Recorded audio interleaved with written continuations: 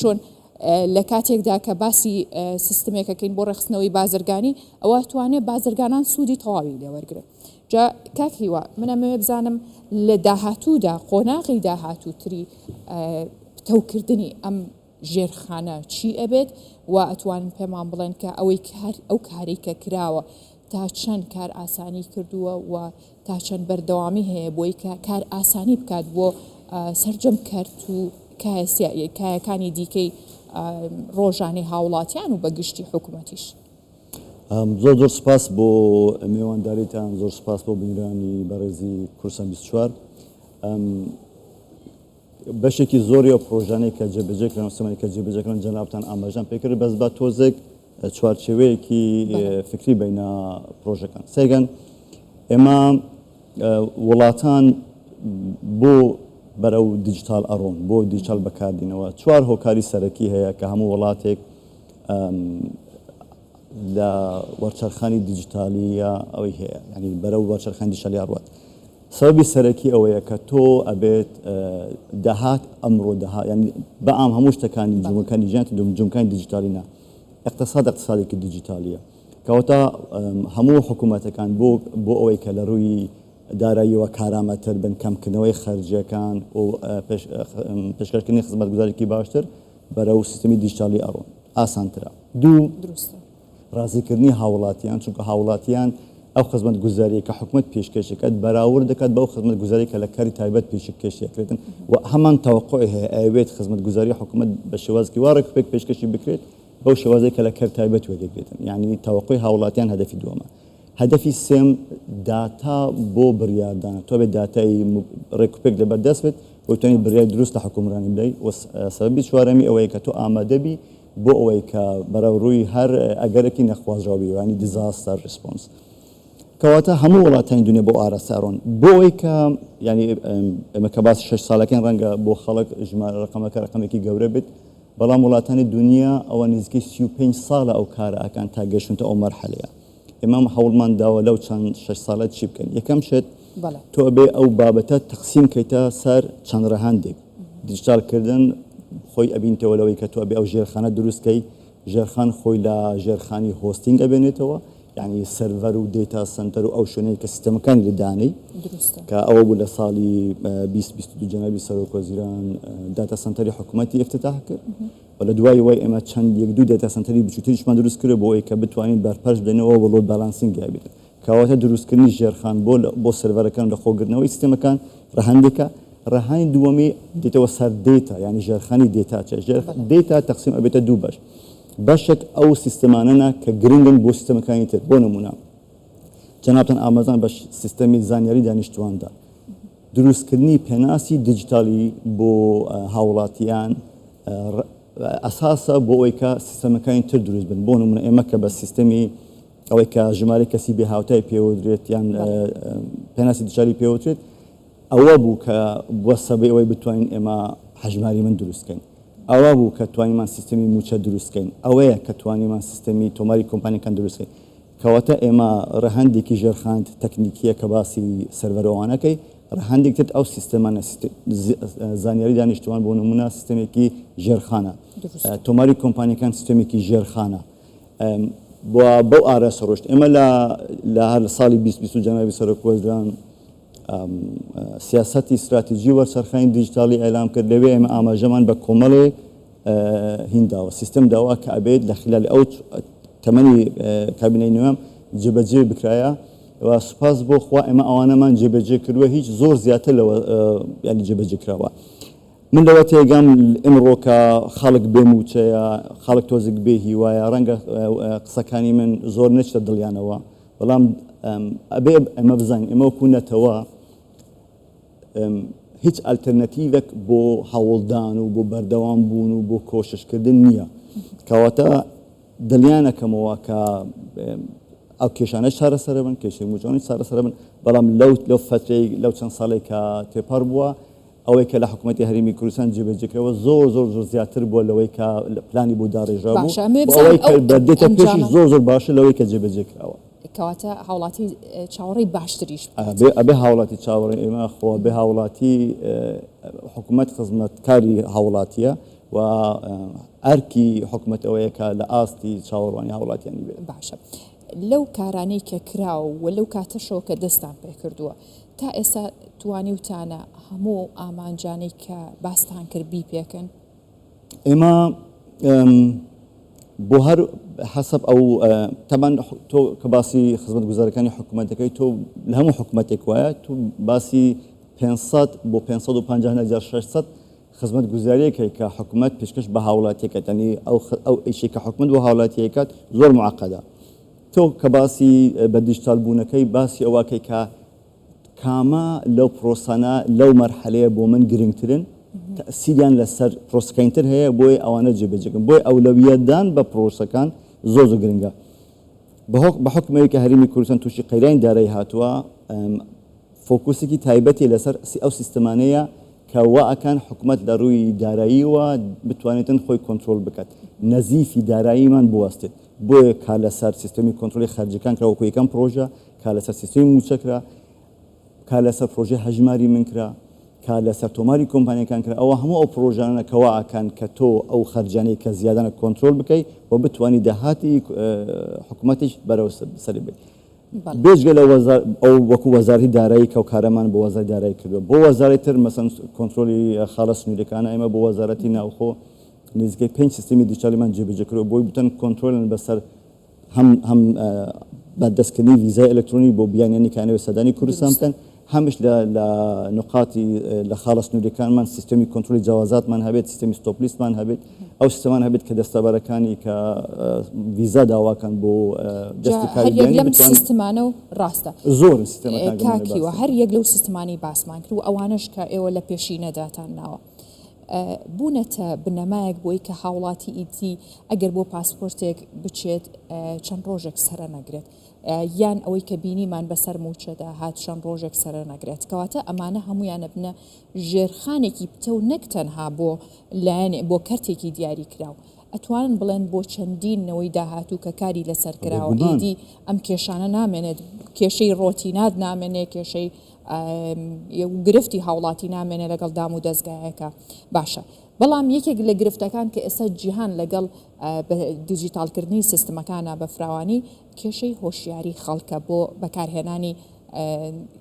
بوارێک لە ئەلکترۆنی یاخود با بڵێن بە دیجیتالکردنێ بە ئێستا بۆ نمونە فۆرمی ئەلکترۆنی خۆراکە یاخود هەژماری من ئەمانە کێشە دروستەکە ئێوە چی ئەکەن ئایا ئێوە بەشدارە بن لەوەی کە ئەو هۆشیارە بە هۆشیاریکردنەوەی بە هاوڵاتی ڕابگەێنن بۆی کە ئەو کاری ئێوە ئەو دەستکەوتی ئێوە کردوتانە هاوڵاتی هەرزوو خۆی لەگەڵدا بگونجێنێت؟ ئێمە لە هەتا ئێستا خەریکی بە دیجیتالکردنی ئەو سیستەمانەیە کە حکوومەت لە ناو خۆی بەکارگەینەوە بۆ ڕایکردنی کاروباری هاوڵاتیان بێژگە لە سیستەمی تۆماری کۆمپانیەکان هاوڵاتی ڕاستەوخۆ بەرکەوتن لەگەر فەرمانگەی ئێمە نەبووە لە دروستکردنی سیستەمەکان شتێک هەیە بە ناوی یوزەر سنتەر دیزاین یعنی تۆ کە سیستەمێک دروستەکەیت تو ئەبێ ئەو سیستەمە وا دروستکەیت کە هاوڵاتی بێ ئەوەی کە پێویست بکات شتێکی نوێ فێر بێت زیاتر لەوەی کە فەیسبوک بەکاردێنێت یا مەسەن ئینستاگرام بەکاردێنن تۆ بوا بکەیت کە ئەو ئەلمەی کە هەیەی ئەو فێربوونی کە هەیەی لەو سیستەمانە بەکاردێنیتەوە ئەو وەکو ڕاهێنان و لە عینی کاتیشە حکوومەت بۆ هەموو سیستەمانی کە جێبەجێ کات تیمێکی سەپۆرتی هەیە کە یارمەتی بەردەوامی بەکارهێنەرەکانە داتەوە بەڵام بینە سەرەوەی کە ئایا ئێمە ئەمانەوێت چی بکەین بۆ خەڵک بتم ئێمە یەکێک لە تەوەرە سەرەکانی کارمان دروستکردنی پێناسی دیجیتالی بۆ ئەوەی ئێمە بتوانین خزمەت گوزاریەکانی حکوومەت بینینە ناو ئامێرێک کە لە بەردەستی خەڵکە و خەڵک ناچار نەبێت کە ئەسلان ماڵی خۆی بەجێ بێڵێت و سەردانی شوێنێک بکاتن بۆی بتوانێت ئەو خزمەت گوزارێ دەستی پێ بگات. ئەپلیکیشنە ئێستا تەبان لەسەر مۆبایلی من هەیە و لە ئەپستۆریشە هەیە بە ناوی KRD Pass ئەوانەی کە شارەزایی وڵاتی وەکو ئیماراتن یان وڵاتانی ئەوروپینە یان سینگاپۆرن ئەو ئەپیان بینۆزان چۆن بەکارێت بەس بە ئەپلیکیشنی KRD Pass ئێمە واکەین کە زۆربەی زۆری خزمەت گوزاریەکانی خەڵک لەسەر تەلەفۆنەکەی خۆی لە گیرفانەکەی خۆیە بێتن پێناسی بۆیە 5-6 ساڵمان پێویست بوو چونکو ڕەخساندنی پێناسی دیجیتالی ئەرکێکی زۆر قورسە تۆ ئەبێ بە کورتی تو ئەبێ وا بکەیت کە بە دڵنیاییەوە هاوڵاتی لە ڕێگای ئەپێکەوە بتوانێتن بەیانی بۆ نمونە با بڵێن سیستەمی تاپۆمان جێبەجێ کرد تۆ ناتوانانی ئەگەر سیستەمێکی ڕێکوپێکی دیجیتالی نەبێتن و پێناسی دیجیتالی نەبێت تۆ داتای خەڵکی تر ئەبینی یا تۆ تەداخل لە داتای خەڵکتر بکەیت کەواتە دروستکردنی ئەو مێکانیسمە خۆناسانە بە سیستەم کە سیستەم بە دڵنیایە و بزانێتن ئێستا هاژە لە پێش ئەو تەلەفۆنەیە یان هیوا لە پێش ئەو تەلەفۆنەیە ئەبێ ئەوە بڕەخسینی دروستکردنی ئەو سیستەمە زۆر قورس بوو کە تەواو کراوە لە هەنگاوە قورسەکانەوە دەستان پێ کرد ئەوە هەنگاوە بنەڕەتیەکانن ژێرخان بۆ ئەرکێکی قورسە ژێرخان ئەو سیستەمانەنا کە کەمتر خەڵک ئەیبینیتن کەمتر باسەکرێت و زۆرتر قورساتیان هەیە نمونونەکەی وەکو باوەکو مەتارێک بۆتان بێنمەوە باشە مەتارێک تا ئەو کاتەی کە دروست دەکرێتن تا ئەو کاتە یەکەمین فڕۆکەڵی هەڵەنیشتەوە کەس باسی مەتارێک ناکات بوو نمونە مەتار ژێرخانەوە نییە بەڵام تا تیارەیەک لی نەنیشتەوە هیچ استفادەی نییە ئەوینە بەڵام دروستکردنی خودی ئەو ژێرخانە کارە قورسەکە لەوەیە نەک لە تیارەکە تیارەکە زۆر باسەنگ دێت دروستکردنی ئەو ژێرخانە بۆ کات و ئەوەکی زۆر ئێمە بردووە بەڵام لەگەڵەوە شەکەوەمان کردووە ئێمە هەموو ئەو لەوێتی حکوومەتمان جێبەجێ کردووە بۆ نمونە حکوومەت تووشی قەیران بۆ بەنسبەت لیستی موچە جێبەجێمان کردووە پێویستی بە تۆماری کۆمپانیەکان بووە جێبەجێمان کردووە پێویستی بە کۆنتترۆلی خانەسوونەکان و سیستمی ویزا بۆ جێبەجێ کراوە پێویستی بە پرۆژه هەژماری من بووە پێویستی بە سیستمی ئەو سیستمانە کە پرۆژه ڕووناکی بەکارێنینەوە ئەوانە هەمووی جێبەجێ کراون بەڵام فۆکوسی سەرەکی ئێمە لەسەر ئەو ژێرخانە بووە کە بتوانین لەو کابینەی ئینشاءڵڵا تعاملی حکوومەت و هاوڵاتی ببینە قۆناغێک کە تا ئێستا بێسابقە بووە ینی وای لێکەین کە هاوڵاتی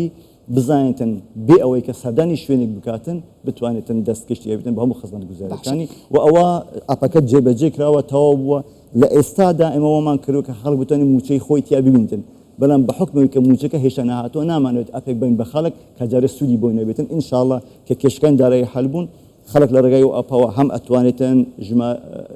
بانکی خۆی بگۆڕێتن بۆ نمونە لە پرۆژەی هەژماری من بانقێکت هەیە ئەتەوێت ڕازینی تۆی بانکەی خۆت بگۆڕی هەلەوەی گۆڕی ئەتوێ بزانی ئایا کۆمپانیەکت بەناوە لەوێ ئەیبینی ئەگەر سیارەیەکت بەناوە لەوێ ئەیبینی غەراماتی مرور هەیە لە تۆ لەوێ ئەتوانی بیدەی کەواتە ئەبێتە سیتیزن ئاپ بۆ ئەوەی کە ئێمە لە جیاتی ئەوەی کە یەک پەنجەرە بۆ هاوڵاتی بکەنەوە لە شوێنێک نە بە هەزاران بە ملیۆنها پەنجەرە لەسەر دیڤایسەکانی نەکەینەوە و لە ناو گیرفانەکانی و لە ماڵەکەی خۆیانەوە ئەمە زۆرجی دڵخۆش ئەوە نییە بڵین داهاتوو بێت ئەمە ئێستا لە جێبەجێکردندایە ئێمە خۆمان تێستێکەن بەکارین لە فەرمانگە و ئەو هاوڵاتیانە کە حەزەکەن ببینن چۆنە داواتیانەکەن بێنە فەرمانگە سادانەوە ئەمکەن پێشانەدەن کە بۆی بزانن چەند مانگی تر کوردستان چی لێت ئەمە دەستکەوتێکی گرنگە بۆ هەر هاوڵاتیەک نەک تەنها دەستکەوتێک نییە بۆ حکوومەت بۆ هەر هاوڵاتیەکەوە چەندینەوە دواتریش کە ئەم دەستکەوتانە بینێت و ئەتوانین لەسەر ئەم بنەما تۆکمەیە داهاتوویەکی باشتر ئاسانتر بنیاد بنین بەڕێسیوە منەمەوێ لەسەر هەندێک ئەپی جیاواز پرسیارکەین بنمونە هەرچەنە ئەمە بەلایەک باباسیەوە بکەین کە لەگەڵ ئەو هەموو ڕێگریکردن و دەستوەردانەی عێراق و کپکردنی هەموو کەرتەکانی هەرێمی کوردستان بەڵام ئێوە ئەو هەنگاوە زۆر و فراوانەتان ناوە کە لە کاتێکە زۆر پرۆژە هەیە یاخود زۆر سیستم هەیە تا ئێستا عێراق هەر جێبەجێ نەکردووە وەکو دەوڵەتێکیش بەڵام لە هەرێمی کوردستان بە ڕێگریەکانی ئەویشەوە جێبەجێ کراوە سیستمی موچەی نییە سیستمی ئەوەی کەمە هەیتمان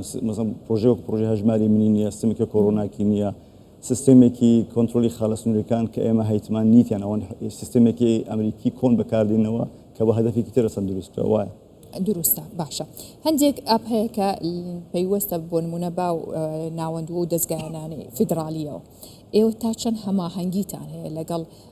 کۆنتاکتێکتان هەیە بۆی کە بەیەکەوە ببەسرێتەوە کە کار ئاسانی بۆ بکات بەداخەوە ینی ئەمە بەو شێوازەی کە ئەبێت پەیوەندی هەبێت لە بینی ئێمە ئەوان لە ڕووی دیجیتالیەوە نییە ئەوەش ئەگەڕێتەوە بۆ ئەوەی کە ئەوان ئۆرگانێکی ناوەندیان نییە بۆ بابەتی دیجیتالی لە حکوومەتی هەرێمی کوردستان تۆ ئۆرگانێکی ناوەندی هەیە وەکو فەرمانگەی تەکنۆلۆژیای زانیاری کە مختصی ئەو بابەتەیە لەوێ شتەکان پڕش و بڵاون ینی تەنها بەو شێوەیە شەفافێتیشی تیانە خۆی منامێ لێرە بابەتەکە سیاسی بێتن بەڵام ڕاستێکە ئەوەیە تەنها شتە کە بەغداهەیەتی پارەی نەفتە وتەنها بە حکمەوەی کە باسی سیادەی دەوڵەتەکەات و پارەی نەفتی لە دەستە زەخت لە هەرێمی کوردستانەکەت ڕێی شخصی من وایە حکوومەتی ناوەندی چاوی بە دەستکەوتەکانی حکوومەتی هەرێمی کوردستان هەڵ نایەگەڕ بێتە سەر ڕاستەکەی يعني ئێمە چەند جار لەگەڵ هەندێک لە بەرپرسەکانیان لە دوبەی و لەوانە بە سۆدفە تووشێکی بوونی کە باسمان کردەوە لە بینی خۆمانە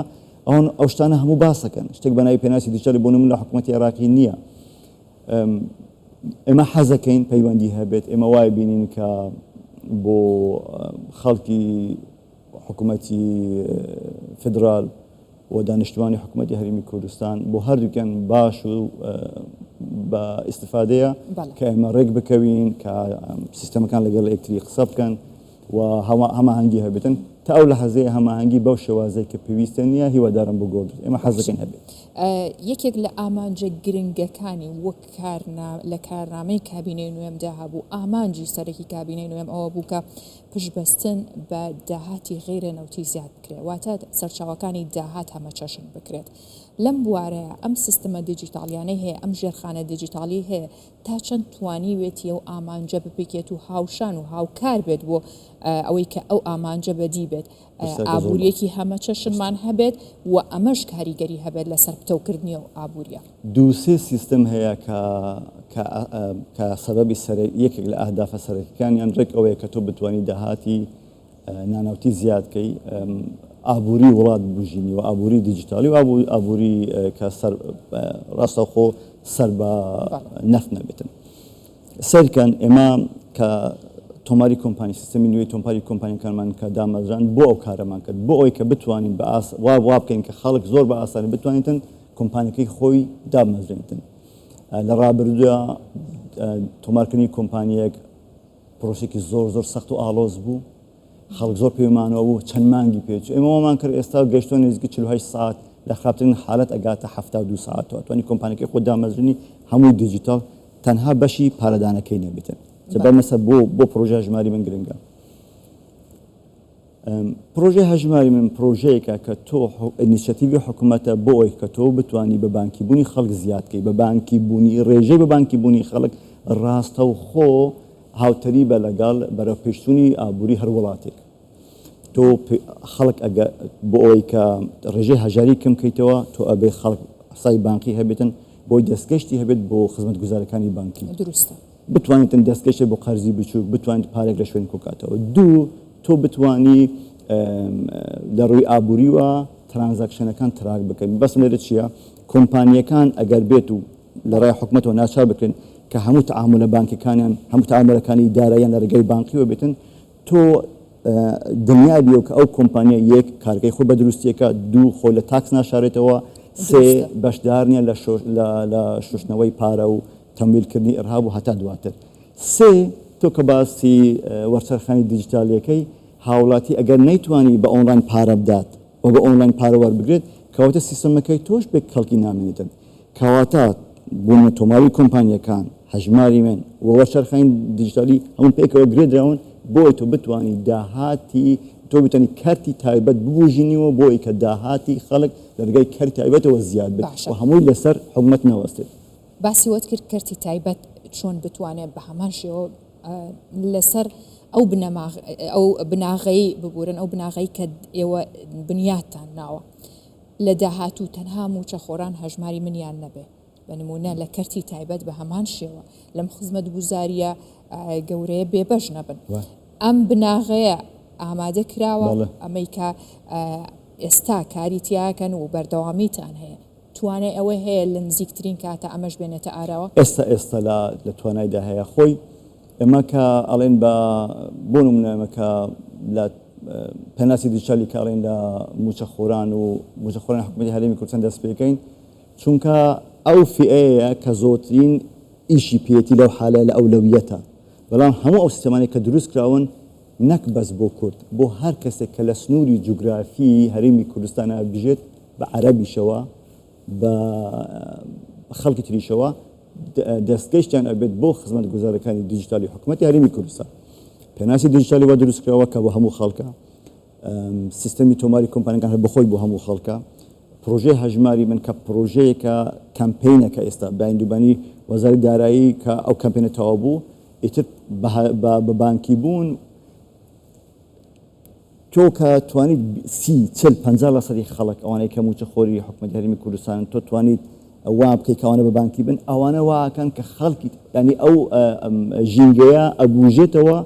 بۆی کە خەڵک حسابی بانکی دروست کرد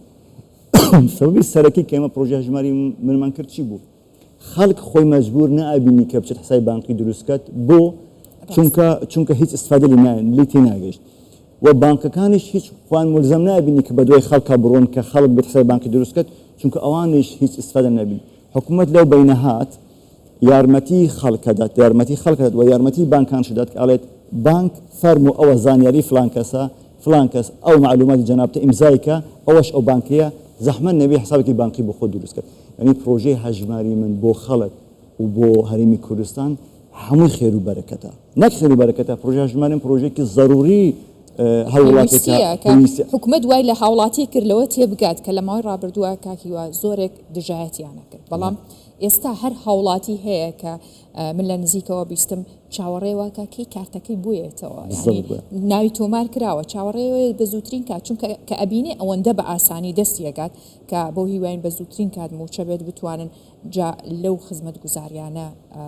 بەشدار بن بێبەش نەبن لێ کەواتە ئەتوانین بڵین ئەمە وا کات داهاتوێکی گەشتر بۆ هەرێمی کوردستان بنیاد بنرێت لە ڕێگەی بە دیجیتال بێگومان بەبێ بانکی بوون هاوڵاتی ناتوانێت بەشدار بێت لە هیچ ئابوووریەکی دیجیتالی و هیچ ئابوووریەکی پێشکەوتو بەعام کەواتای من لەوە تێناگەم ینی شەخصێک ئەبێتە خاوەن ژمارەیەکی حسابێکی بانکی من لەوە تێناگەم چۆن خەڵکێک ئەسەن توانیوێتی لە ڕابردووشە دژایەتی بکات چونکە هیچ زەرەری بۆ خەڵک نییە من لە سوێت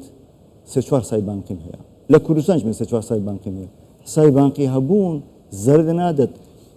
دەرگات بۆ ئەکاتەوە پرۆژەی هەژماری من وای کرد ئەو خەڵکەی کە هیچ تێگەشتنێکیان بۆ سیم بانکی نەبوو تەجروبەی موسبەتیان لەگەڵ بابەتە نەبوو زۆر بە ئاسانی بوونە خاوەنی ژمارەیەکی بانکی ڕێکوپێک بەڵام لەوە گرنگتر ئەوەیە کە ئەوەی کە لە پرۆژەی هەژماری من کرا چی بوو ئێمە وامان کرد کە ئەو یەکەم شت بە پێی ڕێنماییەکانی بانکی ناوەندی عێراقی کراوە هەموو شتێکمان بەو شێوازە کردووە کە لە ڕووی قانونی و لە ڕووی یاسایی و یاسای عێراقی و یاسای نێودەوڵەتی هەموو شتەکان ئەبێ لەسەر ئاساسێکی دروست بێت ئەو بانکانەی کە شکمان لایەن هەبووە ترسمان لایەن هەبووە کە تووشی ئابلۆقی ئەمریکەکان بن تووشی سزاکانی ئەمریکەکان و سیمی جیهانیەکان بن نەمان هێشت ئەو بانکانە بەشدار بن بۆ پاراستنی هاوڵاتیان و دواتر تۆ ئەتوانی لە ناو هەروەکو باسم کە بۆ نمونە لە ئەپێکی وەکو کیاردی پاس ئەتوانی بانکەکەی خۆت بگۆڕی بۆ نمونە حەزم بە بانکی فڵان نییە ئەگۆڕم ئەکەمە بانکی تر بە چونکە ئەوە ڕەتی سیستەمی موچەیە کە دروستمان کردووە ئۆتۆماتیکیان لە سیستەمی موچە ئەو ژمارە بانکە نوێ ئەشتە شوێنی ئەو و هیچ هەموو دەرەوە وایشەکە سیستەمەکانی دەرەوە هەموو وایشەکەن یعنی ئەگەرمان لەبێت وەکو ئەوروپامان لەبێت وەکو ئیماراتمان لەبێت وەکو خەڵکی وەکو ئەمریکامان لەبێت لە ئەمریکا وایشەکە دەجات بێگومان هەر هاوڵاتێکە دواتر بەکارهێنەری هەر یەک لەم